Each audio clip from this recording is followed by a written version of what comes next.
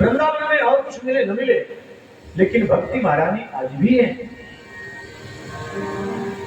लेकिन भक्ति में एक बात ध्यान रखना, ज्ञान और वैराग्य भी जरूरी है। बिना ज्ञान वैराग्य के भक्ति बंध्या है।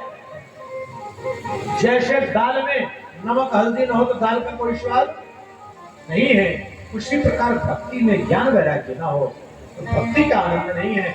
लेकिन भक्ति में ज्ञान ज्यादा नहीं होना चाहिए। ज्ञान और वैराग्य की मात्रा बहुत कम बताइए।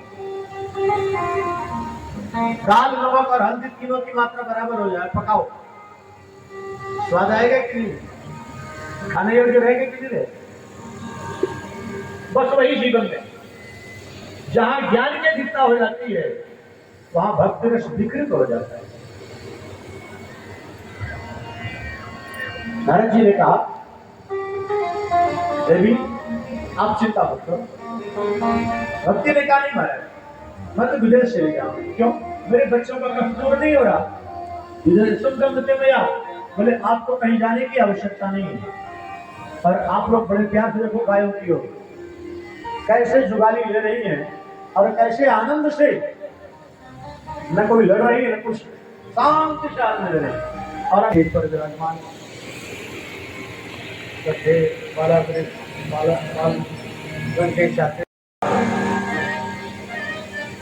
वृंदावन में और कुछ मिले न मिले, लेकिन भक्ति महारानी आज भी है। लेकिन भक्ति में एक बात ध्यान रखना, ज्ञान और वैराग्य भी जरूरी है। बिना ज्ञान वैराग्य के भक्ति बंध्या है। जैसे दाल में नमक हल्दी न हो तो दाल का कोई स्वाद नहीं है, उसी प्रकार भक्ति में ज्ञान वैराग्य ना हो तो भक्ति का आनंद नहीं है। लेकिन भक्ति में ज्ञान ज्यादा नहीं होना चाहिए। ज्ञान और वैराग्य की मात्रा बहुत कम बताइए। दाल नमक और हल्दी तीनों की मात्रा बराबर हो जाए, पकाओ, स्वाद आएगा कि नहीं, खाने योग्य रहेगा कि नहीं रहेगा? बस वही जीवन में जहां ज्ञान की अधिकता हो जाती है वहां भक्ति रस विकृत हो जाता है। नारद जी ने कहा, देवी आप चिंता मत करो। भक्ति ने कहा, नहीं महाराज, मैं तो विदेश चले जाऊं। क्यों? मेरे बच्चों का कमजोर नहीं हो रहा।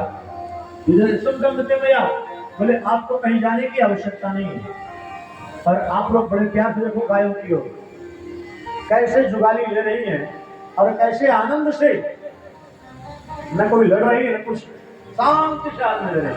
और एक पर विराजमान बाला